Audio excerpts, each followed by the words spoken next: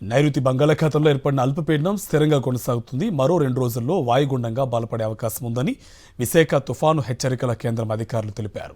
వాయుగుండంగా మారిన అనంతరం నెల్లూరు సమీపానికి చేరి అక్కడ దశ మార్చుకుని తమిళనాడు వైపుగా పయనిస్తుందని, అక్కడే తీరం దాటే అవకాశాలున్నాయని వెల్లడించారు. దీని ప్రభావం శ్రీకాకుళం నుంచి నెల్లూరు వరకు తీర ప్రాంతంలోని కోస్తాంధ్ర జిల్లాలపై ఎక్కువగా ఉంటుందని తెలిపారు.